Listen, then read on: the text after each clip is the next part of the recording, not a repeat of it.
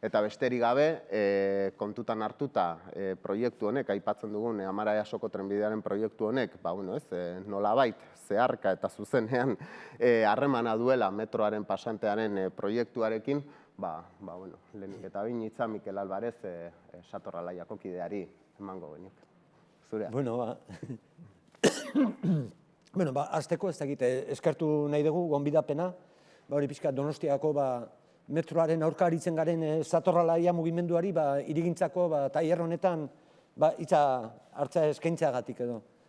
Sarrera gisa ez dakit, gogoratuko dut oso laburki lehengo Donostian metroaren aurkako herritarren oposizioan, edo oposizioa adieraztean, jendeak gehien sentitzen dituen arrazoi batzuk gogoratuko ditut oso laburki, lehena da ez dela beharrezkoa, ez da ikusten beharrezkoa metroa, hiriaren tamainagatik, autobusak baina da, denok dakigun bezala hirian oso zerbitzu hona ematen duelako, hirian ere, oinez edo bizikletan ez, errex eta eroso egin daitezkelako desplazamenduak eta ez da beharrezkoa ikusten. Bestalde, Amara Easoko geltokia kokapen oso egokia da, nolabait, hiri erdialdera minutu gutxitan oinez alde guztietara iristeko, nolabait, eta geltokiak ere frekuentzia nahikoak ahalbidetzen ditu, zerbitzatzen duen populazioari zerbitzua emateko. Alde hortatik, ikusten da ere, benetan topoaren eta Euskotrenen sarea hobetzeko beste eginkizu batzuk daudela, eta horiek direla gehiago, eskualde mailan, bikoiztutako zati nahikoak, beharko lituzkela azpiegitura honek behar duen zerbitzua emateko, baita segurtasuna arazoengatik eta abar. Bestalde, oposizio asko eragin duen beste gai bat da, proiektuak ez dituela aintzat hartu, Donostiako areatza lurren gainean, eraikita dauden hiri erdialdeko eta Amara auzoko lurpea, desegonkortzeko dauden arriskuak. Hau izan da, bizilagun askoren kezka iturria, hainbat salaketa dokumentaturen gaia inoiz erantzunik jaso ez dutenak, eta azken aldian obran, ikusten sortu diren ez behar guzti horiek, Zubieta kalean, Urbieta kalean gelditu dituzte ere obrak, iragartzen nahi diren gainkostu izugarriak eta nolabait erakusten dute, azken batean hori egiazkoa dela, eta azpiegitura handi hau Donostia erdialdetik eraikitzea ere alde horretatik astakeria handi bat dela. Bestalde, jendeak asko sentitzen duen, beste gai bada, obra xauk eta ekonomiko handia dela, justifikaziorik gabekoa, eta nolabait somatzen da berriro ere honen atzean, azpiegitura lan handien eraikuntza etengabearekin, irabaziak atatzen dituzten enpresa konstruktore eta guzti horien interesak ere daudela. Eta bukatzeko, arrazoi bezala ere asko sentitzen dena da, desadostasun zabala, piztu duela hirian egitasmo honek, baina Jaurlaritzak herritarrek erabakietan parte hartu ahal izateko ez duela inolako biderik ireki nahi izan, eta bide inposatzailetik, nolabait garatu duela proiektua, eta hor Euskal Trenbide sareak ere, ETS-ek, irunkeria handiarekin daramala aurrera obra. Beraz, proiektu behar gabeko, xahutzaile eta inposatu bezala kalifikatu dugu. Honekin batera, gaurko gaiari etorrita, metroaren pasantearekin sustatzen den hiri eredua ere auzitan jartzen dugu. Eta honi dagokionean aspektu batzuk azpimarratuko ditut, lehenik eta behin, nola metroaren pasanteak erdialde kontxaren inguruan eredu zentralizatzaile bat indartzen duela nabarmendu behar dela. Alde horretatik, kontuan hartu behar da, topoa dela aldirikon tren bat, nolabait Donostialdeko eskualdea ekialdetik mendebaldera dauden herriak eta auzoak lotu egiten dituena, eta Donostia zerbitzu egiten du Easo Amarako geltokiaren bidez, nolabait hiri barnura sartu gabe, hiri erdialdera dago mugan, hiri erdialdera mugan, ez da barrera sartzen azpiegitura eta bertatik zerbitzen du hiria. Metroaren egitasmoak alde hortatik Donostian ohiko sare hori errotik aldatzen du, azpiegitura erdialde kontxaraino sartzeko, eta aldi berean azpiegituraren izaera ere aldatzen du, alderiko tren bat metro gisako azpiegitura bihurtuz. Proiektuak hitzez hitz esaten du trenbide diseinu berri honen helburua dela hiriko bihotz turistikoaren garapen komertzial indartsuei euskarri ematea. Hotz erderaz, esaten dunez, para dar soporte a los intensos desarrollos comerciales del corazón turístico de la ciudad. Dago diseinu plantatuta, Horrek jada adierazten digu, alako garraio azpiegitura handi bat Donostian eraikitzea, ez dela hiri ereduaren aferarekin zerikusia ez duen gai bat, ez nolabait. Proiektuak EASO plazako geltoki nagusia ezabatzen du, etxegintza operazio bat sustatzeko, eta erdialde Kontxako zona turistiko eta komertzialera garraio mugimendu handiagoak eragingo lituzken trenbide diseinu zentralizatzaile bat bultzatzen du, nolabait Donostian jada nozitzen ditugun hiri merkantilizazio eta espekulazio prozesu azkorrak laguntze aldera noski. Bestalde, nabariak dira, halaber, diseinu honetan dauden interes merkantilistak ere, nolabait. Eta aldortatik hori ikusten da, erdialde Kontxako geltoki horren irteerak, bidaiaren irteerak, zuzenean diseinatuta daude merkatalgune handietara, alde batetik Loiola kalera, hori da, Espainian dagoen merkataritza kalerik garestienetako bat, hain zuzen, bigarren lotunea plantatuta dago San Bartolome Muñoako, bertan aurrikusita dagoen merkatalgunearen sotora, aterako litzateke, nahiz eta azken aldian sortu diren arazo teknikoak direla eta hori pixka berrikusten ari omen diren irteera nagusi hori San Bartolome kalera irten, baina beti ere pasillo baten bidez merkatalgunea lotuz ere bai. Eta hirugarren irteera dago aurrikusita Zubiri plazan, hor Londres hoteleren aurrean, nabarmeki ere, azken batean hiriko gune turistiko nagusiari begira, esan behar da, erdialdeko etxeen azpian, aurrikusita dagoen geltoki hau, 35 metro sakoneran eraiki asmo dutela, eta ez dakit ikusi zenuten, EASO geltokian ETS-ek maketa bat jarri zuen, geltoki hau ikusgai, eta benetan dimensioak ikusgarriak ziren, ikusten ziren bidaiariak txinaurriak bezala, txingurriak bezala eskalotoreetan gora, betan dimensio oso handiko obra batetaz hitz egiten ari gara, nun esate baterako 2016an argitaratu zuten azken ikerketaren arabera, eguneko 24.000 bidaiari espero lituzketen, hau da, EASOko egungo trenbidean geltokian, baina eguneko 70 bidaiari gehiago, bidaiari edo kontsumitzaile, egokiago esan genezake, Honen aurrean, aipagarria da, altza 21eko kide batek, mahai inguru batean utzi zigun idatzi anonimo batek ohartarazten zuena, eta bertan esaten zuen. La planificación del transporte es un elemento determinante en el planeamiento urbano. Resulta inconcebible que una infraestructura de un gran coste y gran potencia de transporte como es el ferrocarril subterráneo pueda llegar a plantearse al margen del planeamiento urbanístico. Izan ere, metroaren pasantea Donostiako hirigintza planean ez dago jasota.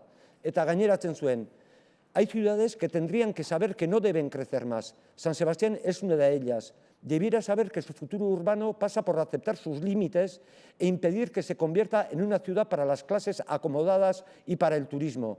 Esa es la batalla político-urbanística de fondo de esta ciudad. Pero para ello es fundamental entender que el urbanismo es economía política, desenmascarando las secciones que entregan la ciudad y el territorio a las fuerzas exclusivas del mercado, para reorientar el discurso especialmente a las clases populares y a su derecho a la ciudad. Nolabait, ez egotea plangintzan, ere jasota hiriko plangintzan honek erakusten du, hirian diharduten lobby ekonomikoen zerbitzura egindako apostu ekonomiko batekin berriro egiten dugula topo, azken batean funtsean dirua, kontsumitzaileak, turistak, inbersoreak erakartzeko hirira, eta hirian nolabait bereien nahiarera, azken batean egin eta desegin egiten duen politika horien adierazle baten aurrean gaudela. Bien bitartean, esan behar da, garraio publikoari begira apostu okerra dela, metroaren pasantea, alde horretatik azpimarragarria da metroaren bideragarritasun azterketak, Jaurlaritzak egindakoak nola plantatzen duen denbusen hainbat linea kentzea eta beste hainbaten zerbitzuen murrizketak, frekuentzien murrizketa planteatzea, honek azken batean ekarriko du hainbat auzotan eta lineatan garraio publikoaren irisgarritasuna gutxitu egingo dela hirian, eta horren ondorioak bat jasango lituzkete adineko jendeak edo mugikortasun gutxikoek eta antza denez, bultzatzen ari diren hiri eredu honetan lekuz kanpo, nolabait gero eta gehiago aurkituko liraketenak. Honi dagokien ere, azpimarragarria da, metroen pasante ez dagoela sartuta ere, Donostia 2008-2024 eperako plan de movilidad urbana sostenible delakoan.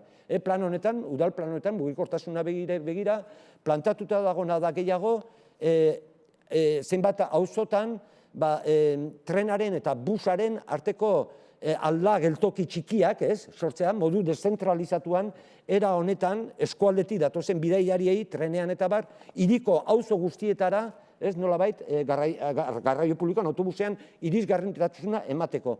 Hemen dauka zitazioa, ez dut irakurriko, hori da plantatzen dena, Donostiako udal plan horretan, hain zuzen, printzipio hortan oinarrituta dago, esatu baterako, Ander Gortazar arkitektoak, egin zuen metro pasantearen azterketa kritikoa egin zuenean, planteatzen zuen estrategia alternatiboaren muina da hori, edo baita ere, Bilduk esate baterako, 2016 urtean landu zuen Donostiako mugikortasun integralari buruzko proposamena, zineko lan interesgarrian ere, printzipio hortan oinarrituta plantatzen zuen metroen pasante egin ordez, halako beste garraioa benetan hirian antolatzeko beste eredu bat, halako obra hondirik egin behar izan gabe, eta abar.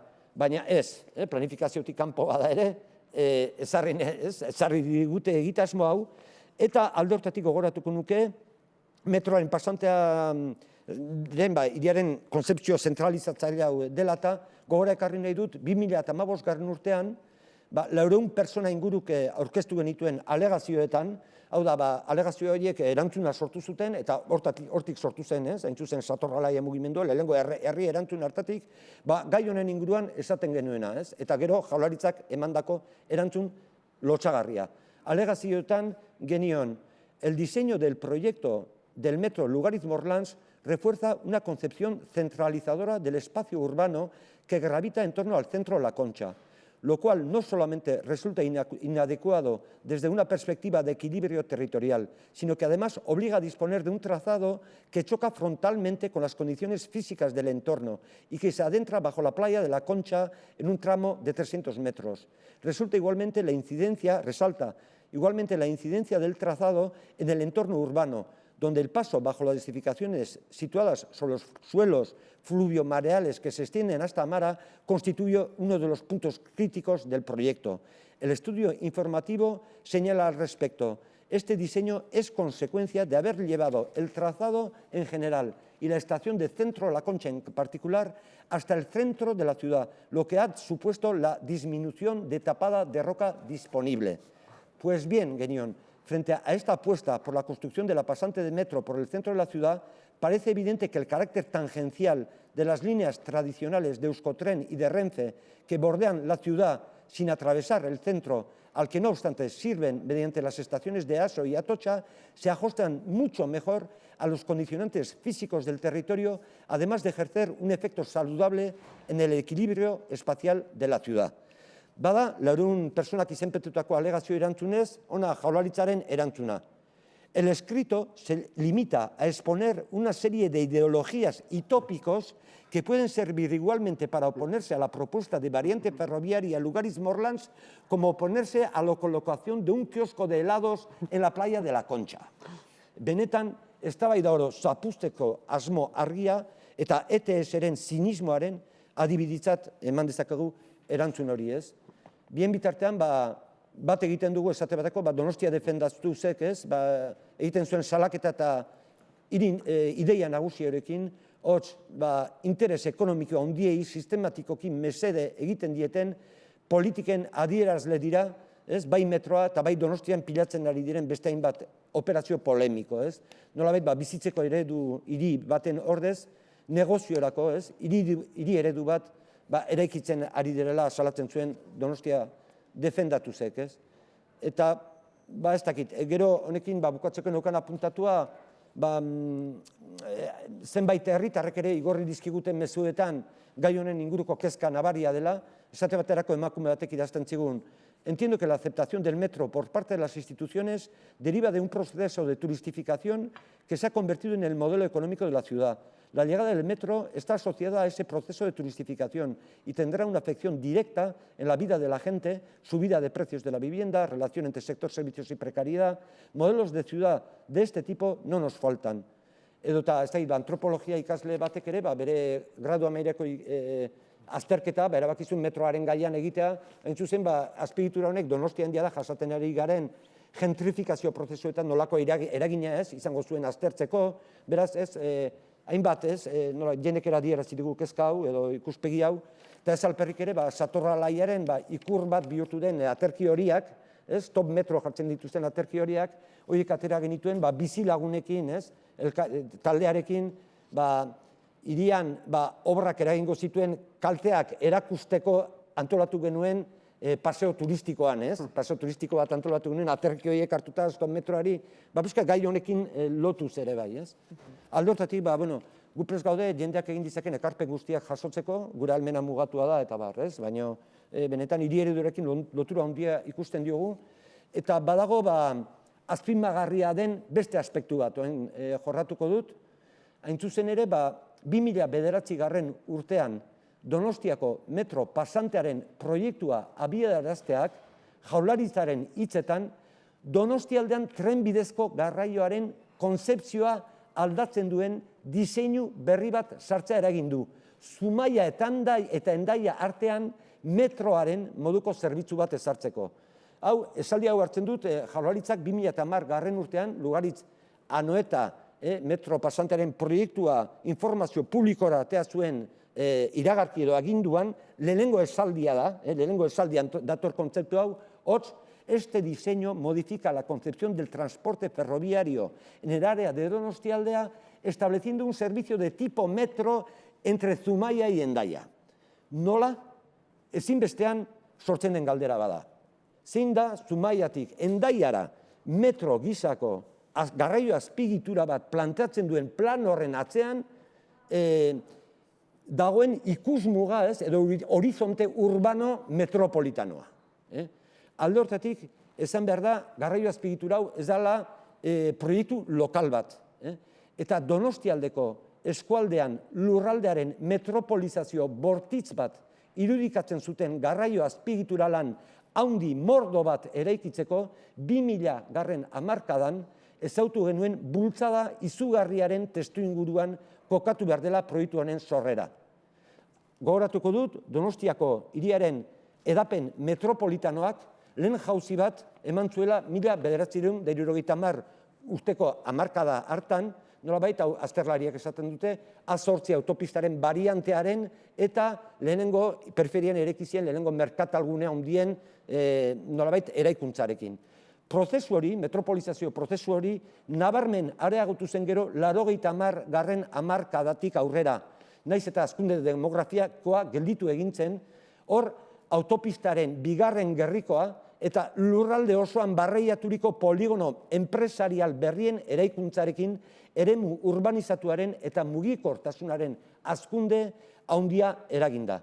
Eta joera honek 2000 hamarkadan goia jo zuen, egitasmo hauek nolabait, eta 2010 urteko Donostialdeko lurralde plan partzialean, PTP, delako ezagun horietan, hastapeneko dokumentuan ikus daiteke emaitza. Tartean zeuden Jaizkibelgo superportua, AHT, kanpo autopista edo Oiartzun Bailaratik barrena Urruñaraino, marraztuta zegoen bigarren gerrikoaren luzapena, Donostialdeko metroa, egitasmo hau esate baterako 1.160 milioi euroko gastua aurrikusita. Egin kontu, gai honen inguruan nolabait, garraio azpiegitura handien eraikuntzak zeregin erabakigarria du lurraldearen eskala geroz eta handiagoko diseinuan eta metropolizazioan. Eta testuinguru hortan sortu zen Donostialdeko metroa. Eta egitasmo honen proiektuaren bideragarritasun azterketan, Estudio de Viabilidad delakoa 2011 urtekoan, nabarmena da zein joerari erantzuten dion.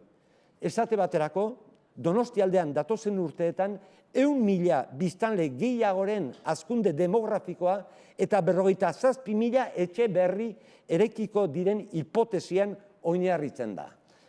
Hots, 2009-tik 23 eskualdeko populazioaren 25-30 bitarteko hazkunde demografikoa aurrikusten zuen, aldi berean Eustatek, esatuetako Gipuzkoako biztanleari begira, 4 gutxituko zela aurrikusten zuen momentu berean. Bestalde, proiektuak, estudio biabilidad honetan, aurrikusten den garraioen hazkunde globala beldurgarria da. Dakar kuadro bat, mobilidad futura, izenburukoa, non eskualdean, epe hortan, aurrikusten duen trafiko motorizatua euneko berrogeita lauean, hasiko dela, euneko berrogeita lauean, autoen trafikoak euneko berrogeita sei egingo luke gora, eta garraio publikoan egindako joaterriek euneko 37 metroa barne. Eta alaber, Donostiako udalerriaren barneko bidai motorizatuek ere, euneko 32 hazkunde aurrikusten du plan honek, euneko 34 autoaren garraioaren hazkundea, euneko 34 birian, hemen, eta garraio publikoak euneko 27 metroa barne. Mugikortasunaren estanda hori, jasangantza izateaz gain, eremu urbanizatua neurriz kanpo edatzearen ondorioa da. Lurraldearen espezializazio eta egitura metropolitanoaren desoreka geroz eta handiagoarekin batera. Jendeari joan etorri geroz eta urrutiagoak egitera behartzen zaio era guztietako garraio premiak bultzatzen direlarik. Hori alda nahi dugun lurralde eredua. Donostialdea Bidasoa eremuan metropoli korredore baten eraikuntza.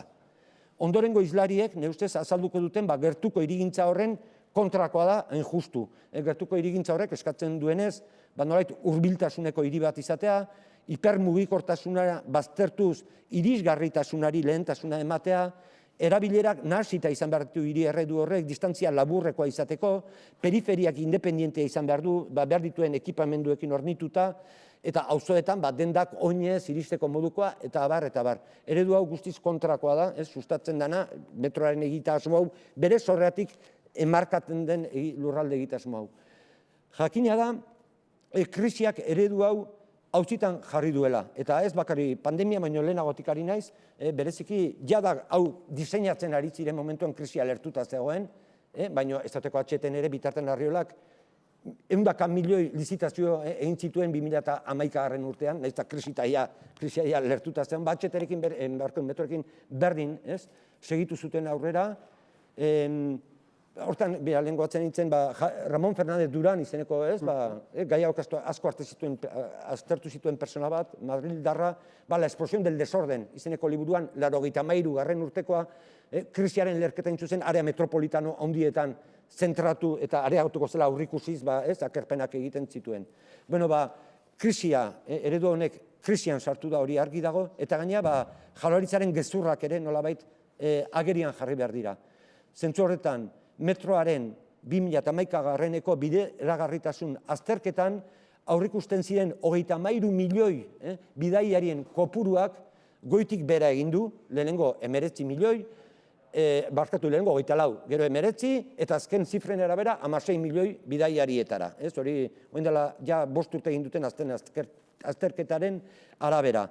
Bestalde, Arriola kontseilerdiak duela gutxi berriro hitz egin digu Zumaia eta Hendai arteko metroaz. Berriro hitz egin du, naiz eta berak oso argi jakin behar duen proiektuaren bideragarritasun azterketan zehazten denez, kostaldeko trenak aldiriko tren bat izaten jarraituko lukela. 30 minutuko frekuentziarekin. Estudio viabilidad berak dio, Euskotren seguirá realizando la explotación de las líneas, las nuevas líneas del metro de Donostialdea y la línea de Costaldea, que mejorada seguirá con características de ferrocarril de vía estrecha y no metro. Argita garbi esaten du. Halaber, transbordoa, eason egin behar dien transbordoa kentzeari buruz, behin eta berriz esaten dutena gezurtatuz, kostaldeko trenaren erabiltzaileek transbordoa egiten jarraitu beharko dutela argitu behar da proiektuaren arabera. Zentzu horretan, bideragarritasun azterketak Dakarren esplotazio eskeman, ez da inon Zarautz Irun, esate baterako Zarautetik Irunera, zerbitzurik planteatzen. Eta transbordoa egiteko puntua, egungo easo geltokitik riberaz egin nahi duten geltoki berrira, edota Oiartzunera leku aldatzea planteatzen du soilik. Hori ere gezurtatu behar dira, gezur horiek alde horretatik. Baina, zein da ondorio orokorra? Nik hontan gozat azpimarratu nahi nuke gaur, ezaguna da 2013 urtean Ana Oregi sailburuak metroaren proiektua faraonikotzat jo eta une baterako gelditu zuela. Eta bere adierazpenetan honako honi erreparatu nahi nioke gaur egun. Esan zuen, Yo he puesto muchas interrogantes a la pasante del metro por el centro de Donostia. No sé si todos conocen qué obra se ha licitado y lo que significa para San Sebastián, su entorno y para los ciudadanos. Es un proyecto de gran envergadura técnica, financiera y conceptual. Kontzeptual, hortan erreparatuko nioke. Metro de Donostialdea kontzeptuan, nolabait. Hortan berezi behar dira, aldiriko trena zer dan eta metro bat zer den. Metroa da trenbide metropolitanoaren laburdura, zen nahi da hitz hori. Hiri handietarako pentsatua da. Eguneko 150.000 bidaiari mugitzen dituzten lineatarako pentsatuta dago. Gaur egun topoak 25.000 bidaiari mugitzen ditu eskualdean. Alde horretatik ere, bereizketa egiterakoan, metroak trenbide sare esklusibo bat eskatzen du, bakarrik bera ibiltzen da, aldiz aldiriko trenak konpartitzen du azpiegitura hori, edo merkantzia trenekin, edo media distantzia, bestelako tren zerbitzuekin ere konpartitzen egiten du azpiegitura. Eta alderaketa osatzeko, denok dakigun bezala, metroan bidaiari gehienak zutik doaz, eserleko eta hortako da pentsatuta ere, 150 laurogeiera bidaiariak danak zutik dijoaz, joan etorri izugarriak daudelako, eta aldiz aldiriko tren baten gehienak eserita doaz, distantziak ere pixka luzeagoak diela, hor bereizketa hori egin behar da. Eta honi dagokian, aipatuko nuke, esate baterako, azkenean 2015 urtean onartu zuten PTP delako dokumentu hortan, ETS-ren sareaz ere bereizketa hori egiten duela, eta esaten du, batetik aurrikusten du plan honek. Eskualde mailan egungo trazadua aldiriko zerbitzu gisa finkatzea eta indartzea. Horretarako egin daiteken tarte guztietan trenbidea bikoiztea, aurrikusten du. Kontzeptu onargarria da hori. Eta aldiz, Donostia erdialdetik metro tipologiako trenbide sare berri bat eraikitzea planteatzen du. Errefusatzen dugun egitasmoa da hori.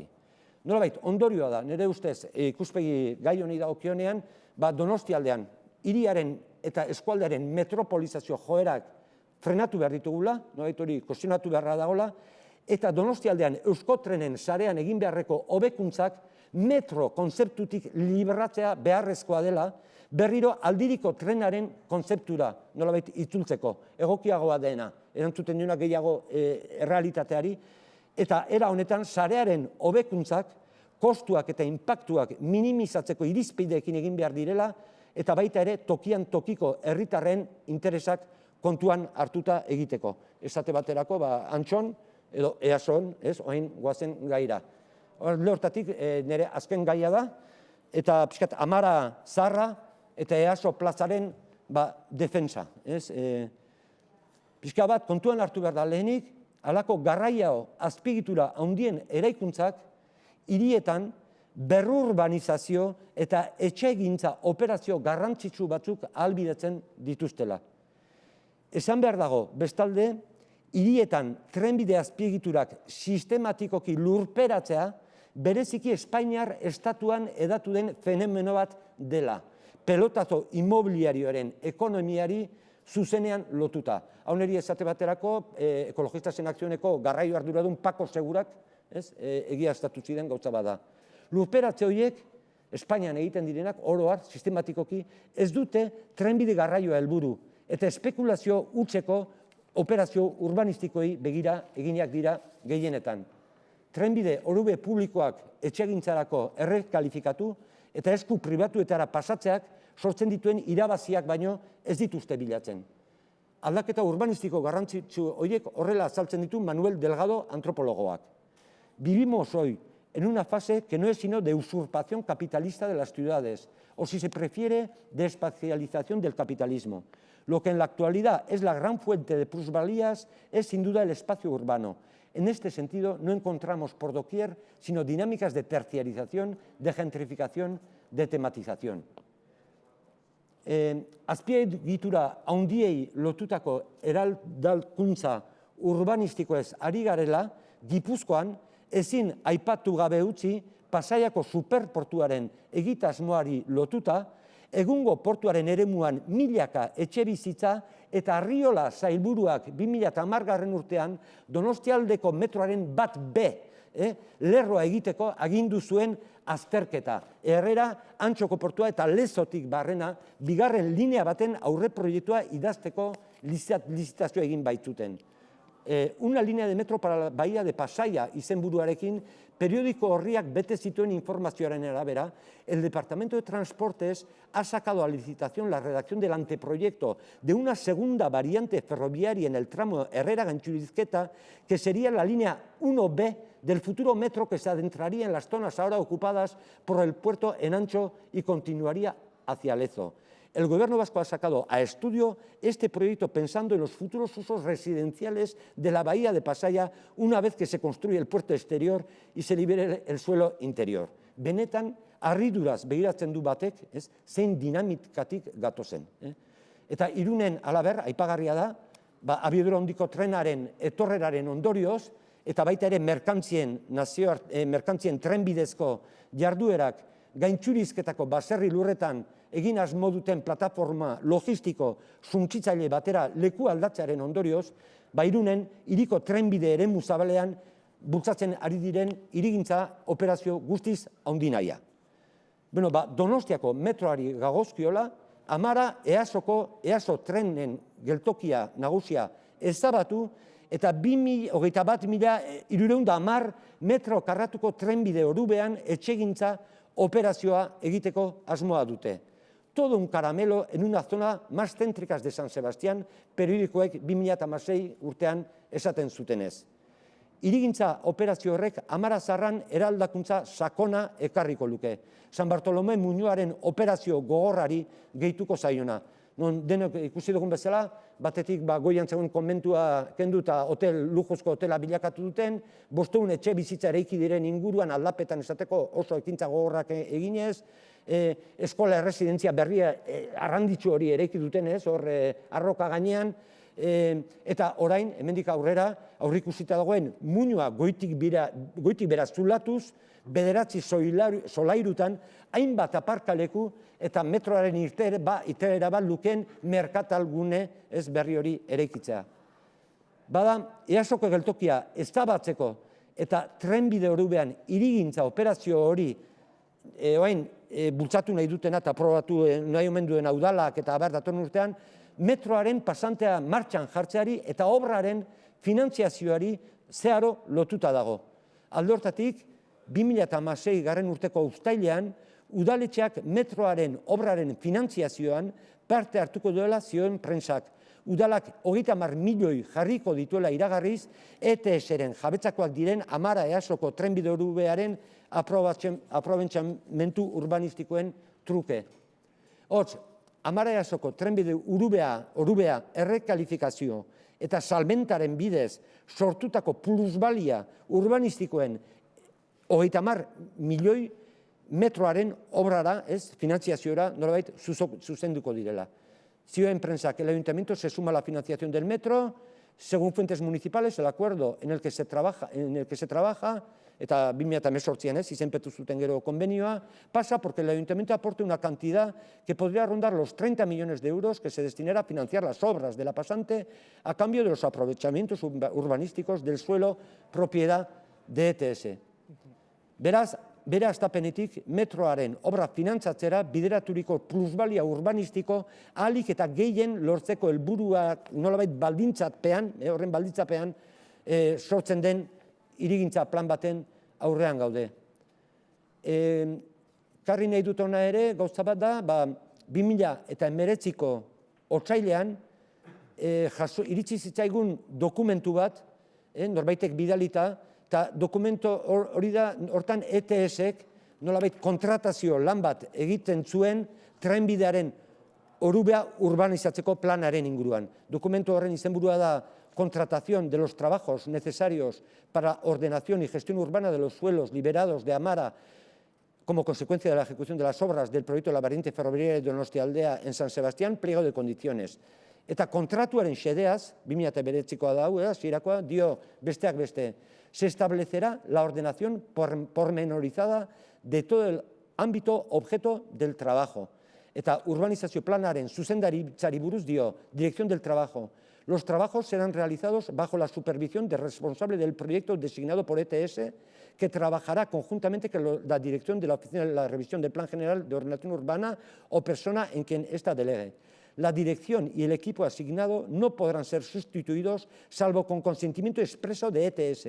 La documentación que se pueda elaborar en ejecución del presente contrato será propiedad de ETS, que podrá reproducirla, publicarla y divulgarla total o parcialmente en la medida que tenga conveniente.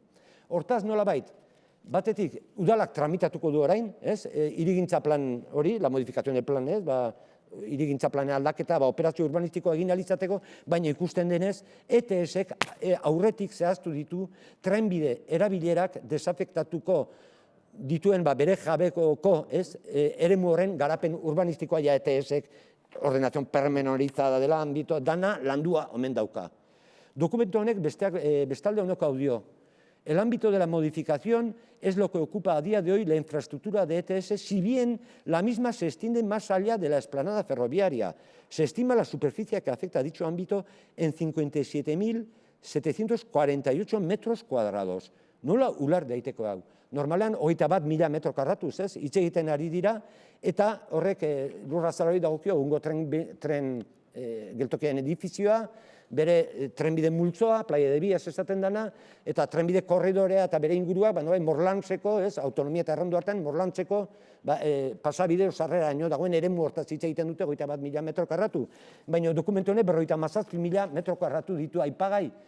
Ez du azalpenik emeten, suposa daiteke agian operazio, 57.000 planoan begira, antza denez, barne hartuko luke plaza de Aso osoa, Araba parkea, Centenario eta baita Paternina plaza pizkator amaraldean. Zurezki, hortaz ari dira, litekena berak aurrikuste duten operazio urbanistiko horrek, badibidez, trafikoaren ikuspegitik, behar dituen bide azpigituretatik eta eremu urbanistikotik ere, kompatibilizatu behar izatea gune guzti horren erabilera, gaur egun daudenak, ez dakit hori hipotesi bat da. Ondoren, 2019ko azaroan, hau otsailean zen, kriston kanpaina publizitarioa lantzatu zuen, 11. kanpaina publizitarioa ETS-ek, hain zuzen ere, 21.000 metro karratu Donostia eta Donostiarrentzat, izenburu iruzurti horrekin, nolabait, hori, EASoko operazio hirigintza plangintza hori lantzatuz, eta iragarriz, 500 etxe bizitza berri baino gehiago bengo direla, eta hori gutxi baliz gaina, gezurrutxezko parteatze prozesu batera gonbidatzen gintuen, publizite kanpaina horrek, publizite kanpaina, izan zen la letxe, markesina pila bat, iragarkiak telebistan, orrialde osoko iragarki pila periodikotan, eta Donostia hiri osoa buzoneatu zuten triptiko batekin, zenaizu kriston kanpaina egin zutela, eta bertan ere inbitatzen zitzaigun, itxura hutsezko parte hartze prozesu batera, nolabait amara berri bat izenburupean proposamenak egiteko eskatzen zigun, nolabait, baldaukazu proposamenik amarako topoaren lurperatze lanetarako geratzen diren 21.000 metro karratuko guneari erabilera emateko proiektua hobetzeko, bidal zure proposamenenak topo eus bitartez eta holako gezurrutxezko parte hartze prozesu bat azken batean. Beraz, eta pixkanaka bukatzera noa, metroaren pasanteak, hiriko zenbait agintarik eta promotorek, EASoko geltokia lurperatzeko aspaldi izan duten nahikeria ahalbidetzen die. Hortan gogoratuko nuke, esate baterako 2007 urteko informazioen arabera, prentsan horriak zetozen, Donostiako hirigintza plan orokorreko teknikariek informe bat egin zutela hirian trenbideak lurperatzeko aukerari buruz, ohartarazten zuten operazioek kriston koste ekonomikoa dutela, baina hala ere alde egiten zuten Anoetatik Amarara eta EASoko geltokia lurperatzearen alde egiten zuten, txosten hori 2007an, eta esaten zuten, gaineratzen zuten Amara EASoko geltokia lurperatzea ezinbesteko urratsa litzatekeela trenbidea Londres hoteleraino eraman izateko PEPek eskatzen zuen bezala, naiz eta ohartarazten zuten horrek kriston inpaktuak eragingo zituela. Aldiz, Europako beste herrialde gehienetan lur gaineko geltoki tradizionalak mantentzenko autua egiten omen da. Hiriaren bizitzan duten eginkizuna nolabait azpimarratuz. Hau, nik irakurri diot, Asociación de Amigos del Ferrocarril, elkarteak ohartarazi zuen honetaz, hain zuzen, Bilbon, atxeteren etorrerakin, abandoko geltokian ere, sekulako birmoldak eta aurrikusita daukate, eta horri kritika eginez, aipatu dana, esaten zuen, Amigos del Ferrocarril elkarteak. Europan gehiago, apostu egiten dutela lur azalerako gaineko geltokoi mantentzea, hiriko bizitza sozialan duten eginkizuna azpimarratzeko.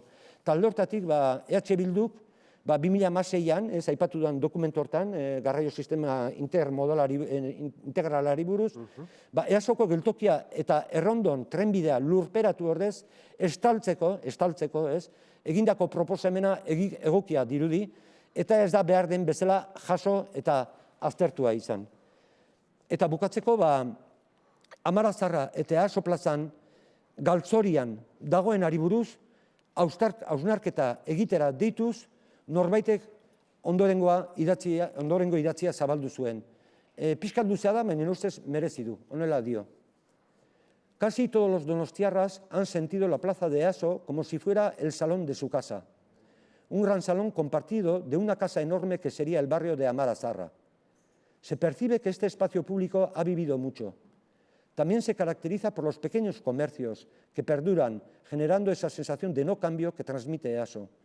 Los vecinos compran en los establecimientos de ultramarinos, bares, panaderías y pastelerías de toda la vida. Y eso que las tentaciones de grandes supermercados, centros y barrios comerciales próximos han brotado como una epidemia en toda la ciudad. La plaza EASO es una plaza de barrio, de ciudad por su diversidad y apertura, donde los vecinos se conocen, las familias comparten escuelas, bares, preocupaciones, las generaciones van y vienen ante la mirada del espacio físico que se mantiene. Resulta incalculable la cantidad de población que la haya transitado y disfrutado en algún momento de su historia, más allá de los vecinos de diario. Además, se sitúa en un lugar clave en cuanto al tránsito de los ciudadanos. EASO también es conocida por otros municipios y turistas, ya que es la primera imagen para los visitantes que llegan a Donostia con el tren de cercanías de Euskotren. A su llegada, la gente que sale de la estación se encuentra unos metros por encima del nivel del suelo, lo que le permite observar el conjunto de la plaza, con sus árboles y jardineras que lucen la imagen de la plaza, ofreciendo una acogedora bienvenida. Los vecinos de EASO y de Amarazarra comparten ahora la incertidumbre de los nuevos proyectos urbanísticos que podrían alterar la dinámica del barrio. El soterramiento de Euskotren y su conversión en el metro de Donostialdea va a tener su mayor impacto en este preciso enclave. Junto con las obras del metro se están ejecutando otras intervenciones urbanísticas de gran envergadura, pero la transformación más severa todavía está por venir. Hay un miedo latente por ver el desarrollo de una plaza trabajada desde la sociedad, basada en los usos y costumbres. Este sentir se comparte en otras esferas urbanas de la ciudad, que no quieren perder lo que significa la plaza EASO por su ejemplo de convivialidad. Juan Iglesiasek esandakoak dira radiografia de la plaza EASO de Donostia izeneko artikulu batean. Bada hori, metroaren obra gelditzeko eta hiri ereduari buruz, garraio publikoko sistemari buruz bezalaxe, herritarrek erabakitzeko aukera izan dezaten eskatzen dugu. Ez dugu onartzen, hainbat aldiz irakurri behar izan ditugun prentsa albistetan honelakoak esatea. El metro de Donostia ya tiene plan. El gobierno vasco concluye el proyecto de la pasante soterrada que cambiará la ciudad. Noen eztabaidatu da hori. Nolako hiri eredua nahi dugu? Onaino, metroa eta hiri ereduaren inguruan satorralaiaren irakurketa eta esan bezala eztabaida gai honetan iritzi eta ekarpenak jasotzeko prest gaude, gure mugak oso handiak dira, eta gonbita egiten diegu ere herritarrei harremanetan jartzeko.